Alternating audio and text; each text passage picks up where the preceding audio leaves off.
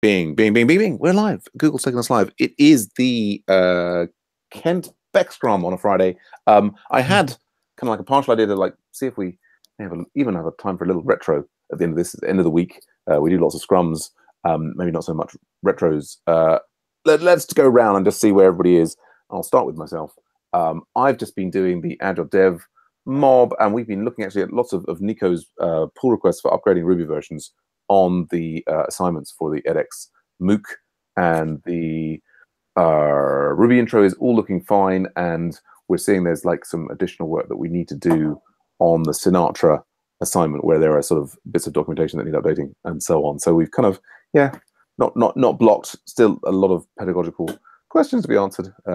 Gosh, maintaining curriculum is a big deal. Hey, and Nick's here as well, yay! So that was Agile Dev Mob.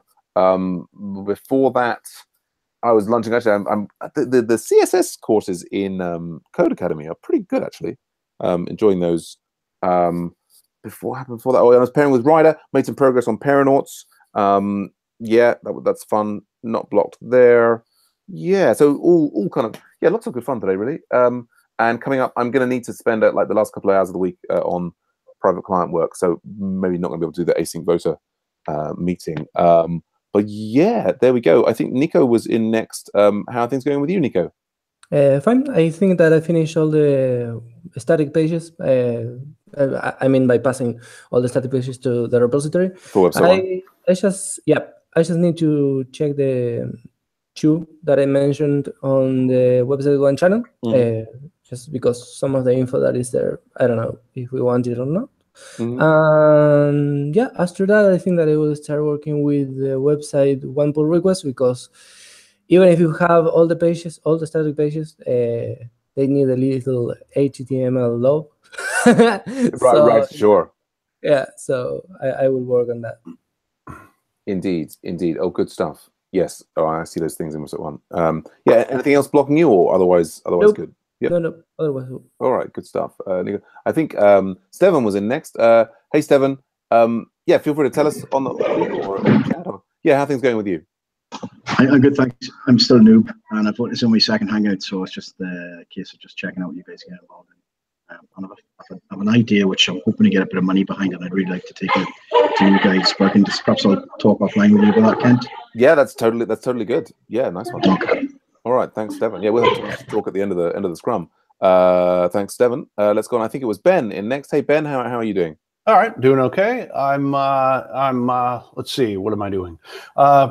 Let's see, deep learning mob. We've made some progress this week. We're getting towards the end of neural networks. After that, we'll get convolutional, supposedly. So we're going to tune some hyperparameters.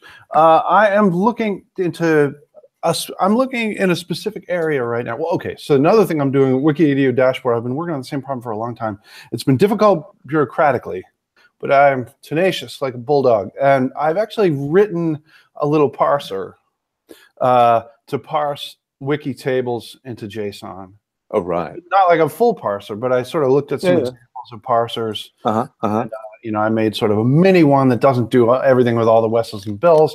And I wanted to ask about that, actually, because I had the option of like pulling in a big gem and adding that to the project. And then after that, you have to actually do a little bit of work to make it work to do the things I want to do anyway, versus spending, I don't know, for me, a couple hours, maybe for someone who's more experienced, 45 minutes or something, writing this parser that parses wiki tables into JSON, and just kind of slapping that into the loading method.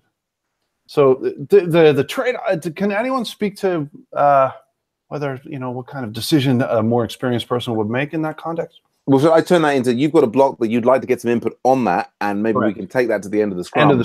Fair enough. But so that's something that's on your mind, but yeah, a very valuable topic that I could have a lot to say on. But so because we could have a lot to say on it, let's bring it to the end of the scrum. Anything else on your mind? Anything else blocking you? Any plans?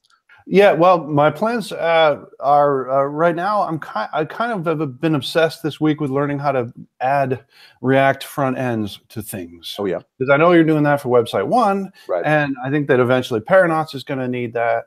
So I've been sort of like deepening my knowledge of React and its relationship with a backend API that would just send a JSON or something in Elixir and in Ruby, and done some toy projects. And I'm kind of getting close to being able to maybe make some contributions in that area. Cool. That's it for me. All right, wonderful. Thanks, Ben. And I think Mariam was going to be next, but we've maybe lost her. Her network is sometimes not wonderful. But Nick is also here. Nick, how are things going with you?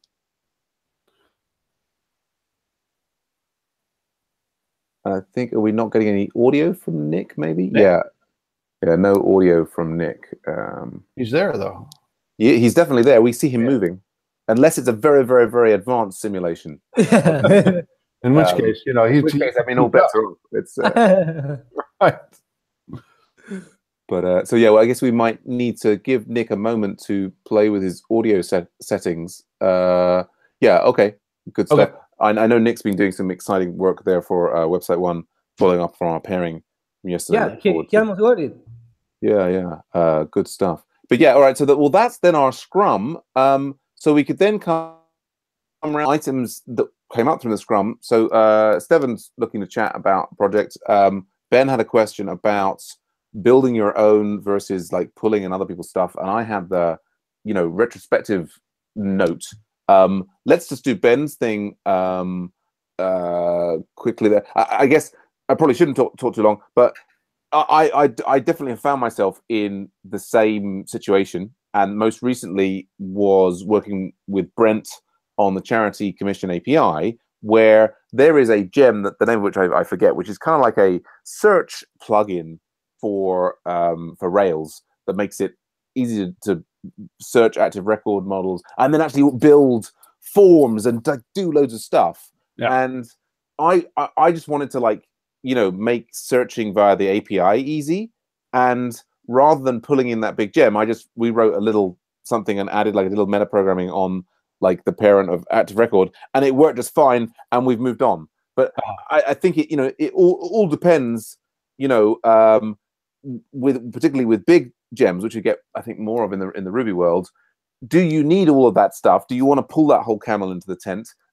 I think in the Node world, the modules themselves tend to be smaller, and so it's there's less of a commitment pulling it in. But yeah, I mean it goes both ways. It's going to depend on the circumstances which approach is the right one, and you may not know for several years before it bites you in the ass. So it's kind of I don't know if that helps or is even talking about the right thing. But well, it helps to know that it's a common problem and other people have scratched their heads about it too.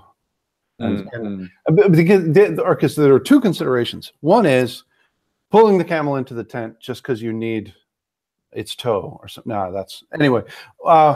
Versus making your own little camel toe in the tent, or something. And so that's just a matter of like maintainability, blah blah blah. And it's also the case that like a gem will be maintained and those can be upgraded and stuff. Yes, your code is your code until you do something to it. And absolutely. So that's a consideration. The other consideration for me was like I stood to learn two different things. Pulling in a gem, I'd have some. I'd get a little bit more experience, like integrating large code into code that already exists and sort of convincing people in the project that they need to have this here, versus like experiencing writing a parser, which I've done that before, and so I did what was comfortable maybe, but it was also satisfying, and I think since it was small enough, that's the right. But that's all right. So those are the considerations. Yeah, no, absolutely. Good stuff. Mariam's rejoined us. Mariam, feel free to update us via the text or come onto audio to let us know what's going on there. Stefan, did you want to tell us a bit more about your idea? This is a great forum. You might get some people excited about it who want to work on it. We're all here. We're all ears if you want to tell us more. Thanks, Kent. Hopefully not too much background noise, and a few people have just left there. But yeah, so I work in the health service in Northern Ireland. Nice. And so what drew me to you guys was the wiki, I suppose, and social prescribing and all that kind of stuff. Right, of course. But also what drew me to you is that I think you've been involved as well in doing some kind of like search directory, I think, for some kind of yes, community monitoring group. Okay, we certainly have. Brilliant. So we need to do that here. Perfect. Yeah, the wiki's, by the way, getting a lot of attention. So I'm glad to see that the NHS have decided to give you a few more resources to keep that thing going, because that now is being heavily used by a lot of other people and people outside of the NHS as well. So other health services. So that's great to see. The problem we have with that kind of social prescribing lark is when I go and meet various people who are interested in this, because at the minute it's a big buzzword, right? But like any kind of new thing or thing that's gaining a lot of publicity, everybody wants to do it in different ways. And my kind of solution is that firstly, we need standards. So we need standards in how we capture the data. We need agreed taxonomies in how we classify all the organization data we get. And we kind of need to kind of do that and build a platform to host that. And no matter what region it is, just to have one standardized platform that uses verified data. And that's the key to it. So the biggest problem with the statutory sector, the biggest problem with the NHS or the HSE in doing this is that they're saying, oh, well, I don't want to be putting our logo on something where the data might not come from we might not know what this organization is all about, right? Yeah. But there's ways around that, because there are organizations who could act as verifiers. There's the Charities Commission, and all their data is open. Right. There is umbrella organizations that look after community and voluntary organizations. Every region has one. So they could be brought in. And ultimately, if they all got to a stage where they open up their data and, better ways provided as an API, we could pull in and feed in that data to whatever platform we're providing, and then doing what you guys have done with Harrow, which is brilliant. Just, front-ending that to whatever, as the web is meant to work, right? So whoever wants, so what I have done, and what I want to do, Ken, if I can just very quickly, just share my screen. Go ahead. Yeah, go right ahead.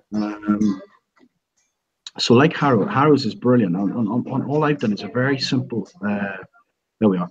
It's a very, very simple, very, very, very simple way of trying to use verified data, this is all coming from the Charities Commission. Now it's a static uptake. It's a scrape. It's not done through an API yet. I've talked to their developers, but they're not quite there yet. And basically, it'll just do the same thing as any directory. You'll go in, the category will be there, and it'll pick it up and it'll show where roughly it is. Okay. So I want a bit of help with this. I want to kind of look at this and think, is there a way that this could be developed better? Is there a way that it could be done jointly with other areas? Is there a way that, and it's really just to get the mindset thinking that, look, you still need these things. You still need these things called directories. And if you had all good, reliable data coming into it, then people can just pull off what they want to in each individual area. So if it's a local scheme doing something in Harrow or a local scheme doing something in Belfast, does that kind of make sense? Yeah, totally. Yeah. Well, I mean, we've built an API that wraps the Charity Commission. Yes. So that we can kind of keep the Harrow one better up to date. Yes. So I mean, so this that you've got here, is this an open source project? Is that on GitHub? It is. Well, I haven't put it up on GitHub yet, but it's on Bitbucket. But I will stick it up on GitHub as soon as it's there's no hold on the code, as it were. And so I will definitely do that, and I'll share that link around. And and possibly I'll stick it in the Slack somewhere and just see if there's anybody who wants to have a look at it. Now, in the other end of it, the kind of the money end of it, to make it obviously, and I need to learn a lot more about you guys as well, and how you get funded and how this show keeps going on. I definitely think there's potential to work with people here, or there's definitely potential to present this to various bodies here in Northern Ireland. And I'm assuming that if they all think, well, yeah, this just saves us a lot of money, then councils going off doing their own thing, or other organizations doing their own thing. I think there's a product to sell, but it has to be a product to sell, if you know what I mean. They're not going to, nobody's looking for this yet. That's the problem.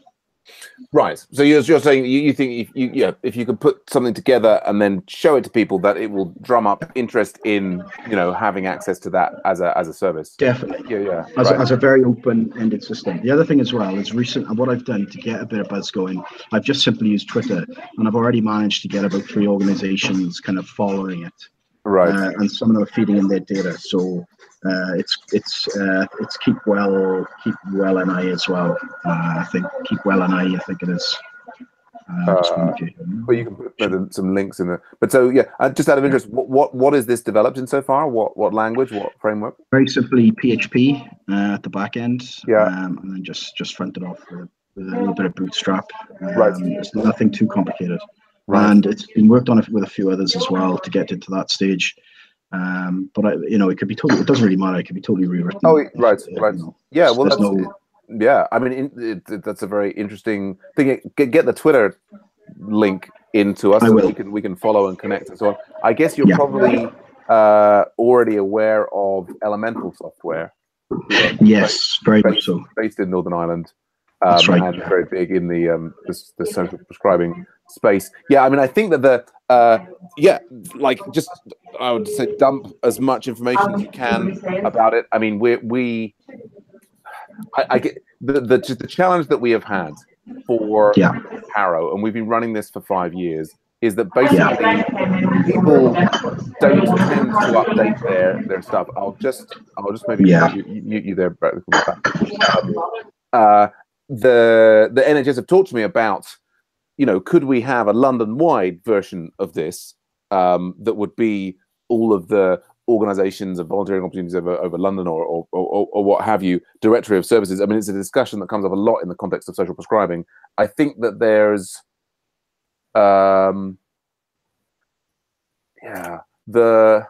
it's a very big undertaking. But anyway, I guess other reservations aside, certainly what I would like to see from the Charity Commission, so we're taking the data from the Charity Commission and wrapping an API around it, and I would like to see all sorts of things built on top of that, including the kind of stuff that you're talking about there for Northern Ireland.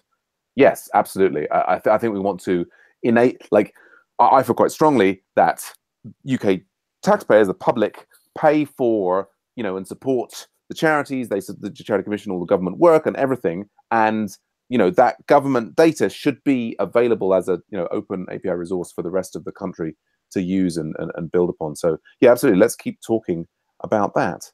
I guess what I would do, rather than continuing to talk about that right now, I guess I was just going to try and create a little space for a small retrospective. And Stephen, I know you're just sort of new to the community. I guess you may have questions about.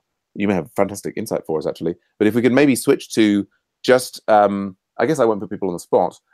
Is there anybody got anything looking back at the week in Agile Ventures? Is there, and feel free to just DM me if it's stuff that you've thought oh, I really want to see Sam's beard back, but I don't want to say that to him in person. If you want to DM me, that's fine. But is anybody, looking back on the week or the last few weeks of Agile Ventures, any ideas or thoughts about things that we could change, things that we could do better, anything at all? That looks a bit too efficient and so on. Nothing offhand right now.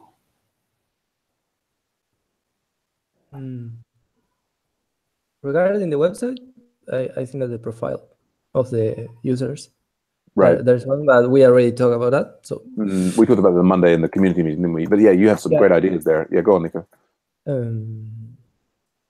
Yeah, I think that our profile should work as a portfolio for all the things that we are contributing on. Yes, absolutely. And that connects to Ben was saying before about using these React things to improve the front ends. We would like to, it would be lovely to have a better, to show everybody who's in Agile Ventures and all of their profiles. The thing that I'm thinking a lot about is just, I'm going to be having some holidays over, not immediately, but a week after next, is just, we've got all of these reminders in Slack and the calendars, and I still feel like we're not quite, it's like, and then we have the time changes to deal with. I don't know what the solution is, but I would like a better all-round solution.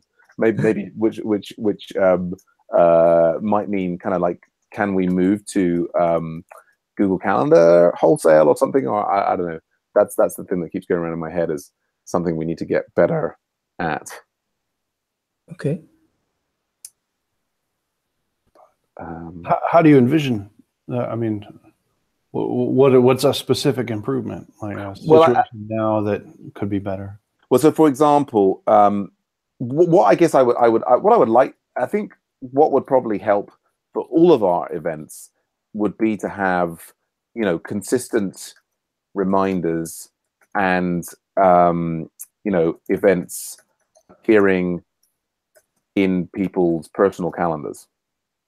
And so we've got like our, and I think that the people's use of Slack, like the kind of Slack reminders help, but we could, if for example, let's say I'm having a week off, I can't easily pause all of the reminders for the mobs that I run and then restart them afterwards. So it's kind of, I've asked Slack, do you have that or not? So what I would imagine, like potentially, if we, I don't know, maybe we stopped using Slack reminders and we basically focused on Google Calendar and tried to make Google Calendar the sort of consistent source of truth and allowed people to set their own reminders in the Google Calendar. And it sort of depends. For a long time, I kind of avoided the Google Calendar. It's now running my life for me. So yeah, I don't know. So then Google Calendar may or may not be ping Slack with stuff. Well, or even just like ping. Yeah, I mean, I don't know. Maybe I just ask Nico, Ben, what do you use to manage your, like, how to know when events are that you need to go to? Do you have a paper diary that you write things down in, or you use Google Calendar or iCal on the Mac, or I use Google Calendar. So Nico uses Google Calendar. Yep. I use iCal currently, but those things are, the data is easily passed back and forth between. You know, I'm pulling stuff from Google Calendar. Right. The iCal and then pulling. That's right.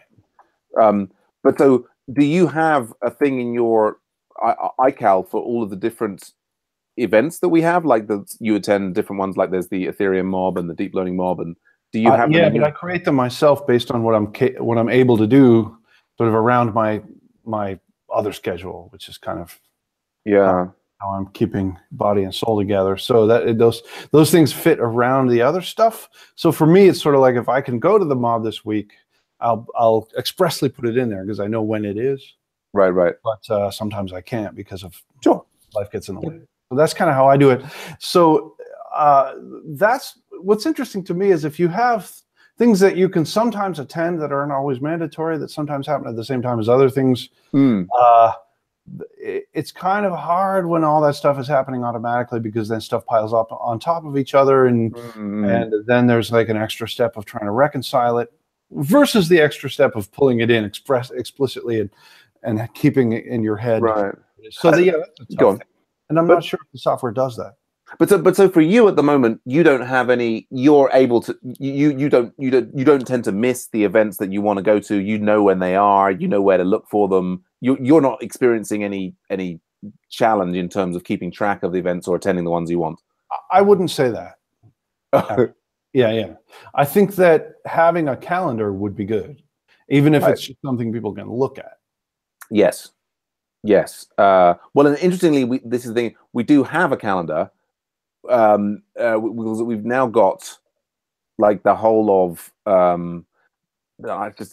need to work out how to share it with everybody. We do have, particularly for all of the premium members, we can offer both Agile Ventures email addresses, and then also we've got like a whole kind of Google nonprofit framework set up for Agile Ventures. So we've got like an Agile Ventures calendar in. Oh God, really? Really? Do I have it? Oh gosh. I thought I was already logged into that. I have to say that the myriad Google logging in systems just drive me absolutely nuts. But so we have like a team calendar for Agile Ventures, and so I've got all of the mobs in there, and also there's like my pairing calendar with everyone, and so on. But so yes, maybe that's just the trick, is we need to like share this and let people know that it exists and make them aware of it. So this is like the Agile Ventures team calendar there. So there must be a settings and sharing. And I've tried to make them kind of, yeah, it is available to the public, but then I'll get shareable link. There we go. So if I put this in here and then other people can see it, so yeah, you can kind of go to that and maybe that's helpful. I noticed Nick was saying individuals can subscribe to the events and the user's Google Calendar is automatically updated. Yep, I can.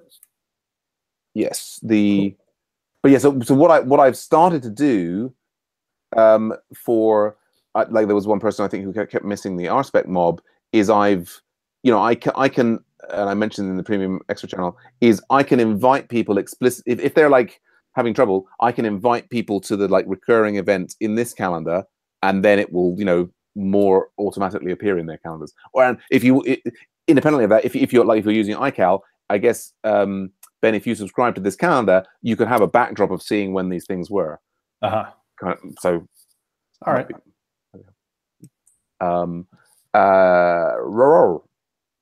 Yes, and so Steven also shared his there, and I've just followed Steven on Keepwell NI.